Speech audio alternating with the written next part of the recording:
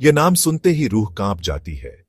यह एक ऐसी शैडोवी दुनिया की इमेज बनाता है जो हमारी दुनिया के पैरेलल चलती है और जिसके अपने पावर, हिंसा और धोखे के रूल्स हैं। यह अंडरवर्ल्ड की दुनिया है और दशकों से एक नाम इसका अनडिस्प्यूटेड किंग रहा है, दाऊद इब्राहिम। वह सिर्फ एक क्रिमिनल नहीं है, वह क्राइम का एक इंस्टीट्यूशन है। एक ऐसा नाम जो मुंबई की भीड़भाड़ वाली गलियों के एक छोटे मोटे गुंडे से ग्लोबल लेवल के टेररिस्ट में बदल गया। उसकी कहानी एक चिलिंग रिमाइंडर है कि कैसे एम्बिशन जब टेढ़ा हो जाता है और क्राइम की अंधेरी गलियों में पाला जाता है तो एक ऐसा मॉन्स्टर बन सकता है जिसकी शैडो पूरे देश पर छा जाती है। कहा जाता है कि उसका इन्फ्लुएंस कई कॉन्टिनेंट्स तक फैला हुआ है, उसकी दौलत छोटे देशों की दौलत को टक्कर देती है और उसका नेटवर्क इलीगल एक्टिविटीज का एक कॉम्प्लेक्स वेब है। लेकिन यह आदमी असल में कौन है? इंटेलिजेंस एजेंसीज द्वारा जमा की गई हेडलाइंस और डॉसियर्स के अलावा दाऊद इब्राहिम को आज की उसकी पहचान किस चीज ने दी है? वह एक पुलिस कांस्टेबल का बेटा है, एक ऐसा आदमी जिसे कानून का पालन करना था, लेकिन उसने इसकी जगह इसे सबसे शानदार तरीके से तोड़ा। उसकी जर्नी धोखे, खून खराबे और पावर की एक ऐसी डार्क सागा है जिसने अपने पीछे तबाही का निशान छोड़ा है।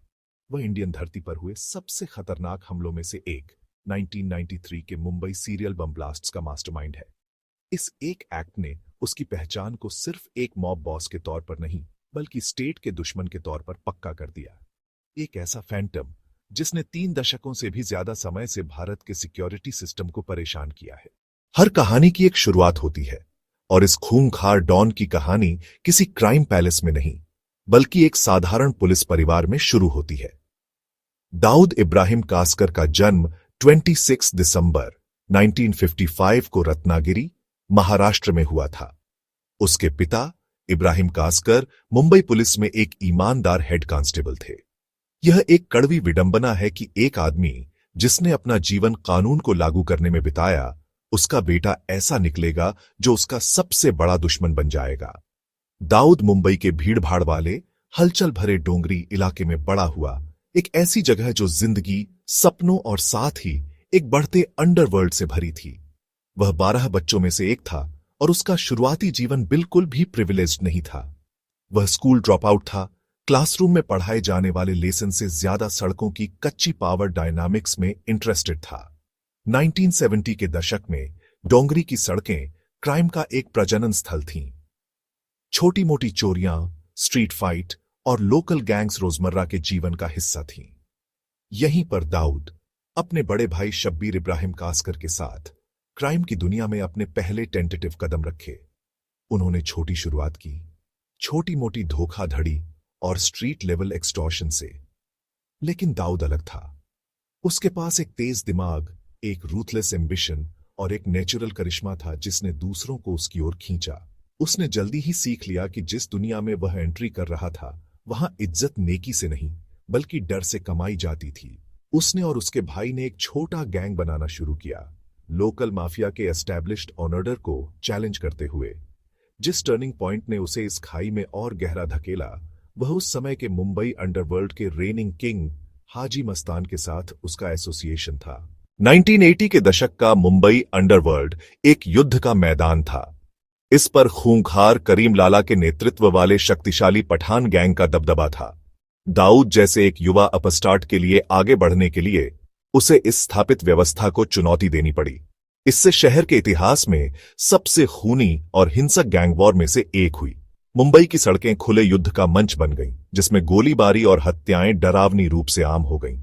1981 में इस युद्ध में दाऊद के बड़े भाई शब्बीर की जान चली गई, जिनकी पठान गैंग के सदस्यों ने बेरहमी से हत्या कर दी थी। यह दाऊद के लिए सिर्फ नुकसान नहीं था, यह युद्ध की घोषणा थी।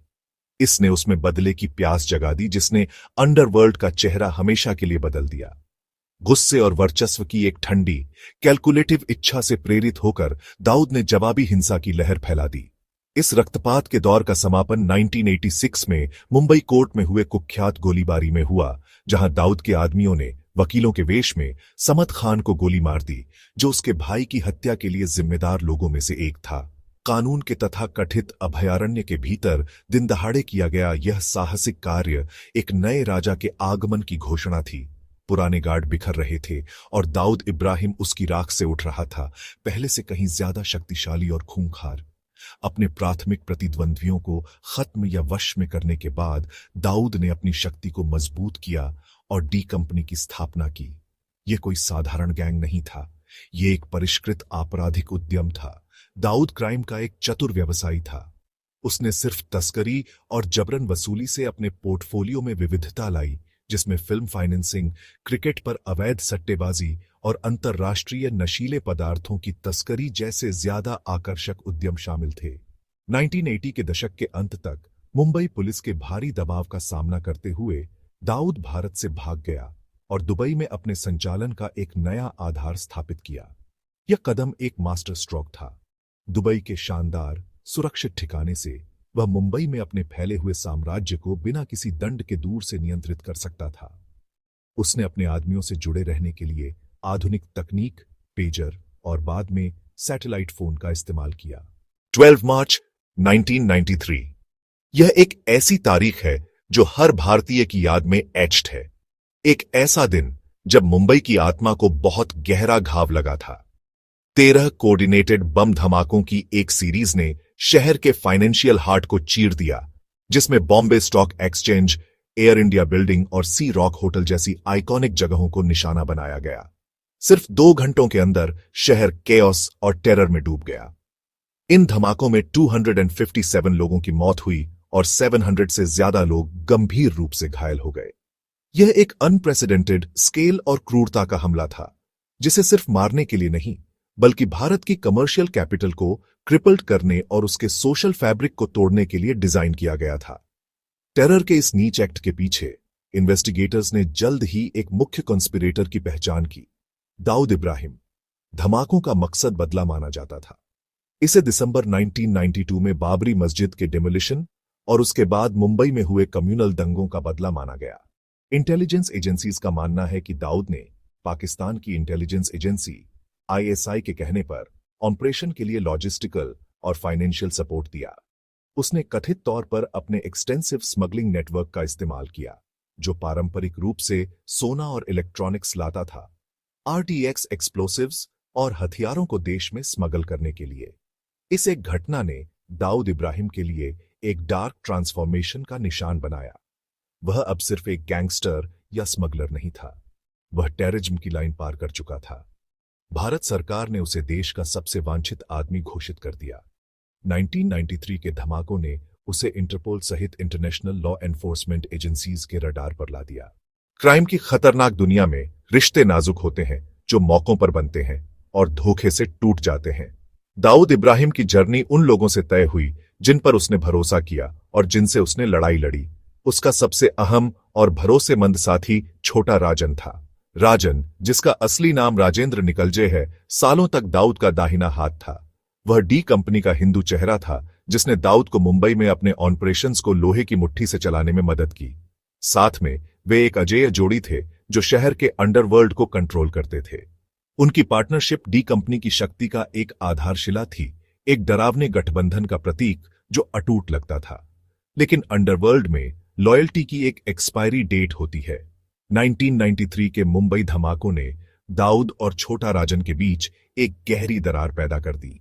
राजन अपने ही तरीके से एक देशभक्त टेरर के उस एक्ट का वेहेमेंटली विरोध करता था, जिसने उनके अपने शहर को निशाना बनाया और निर्दोष नागरिकों को मार डाला।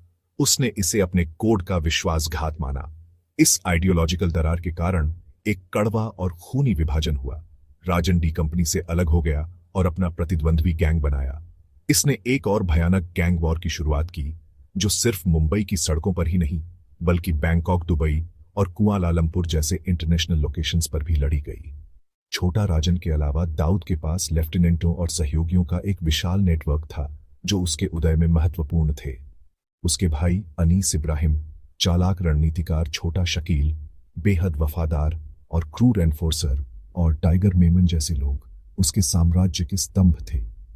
स्पेक्ट्रम के दूसरी तरफ उसके दुश्मन थे। सूची लंबी है और इसमें सिर्फ अरुण गवली और अमर नाइक जैसे प्रतिद्वंद्वी गैंगस्टर ही नहीं, बल्कि पुलिस अधिकारियों की एक श्रृंखला भी शामिल है, जिन्होंने अपने नेटवर्क को खत्म करने के लिए अपना जीवन समर्पित कर दिया।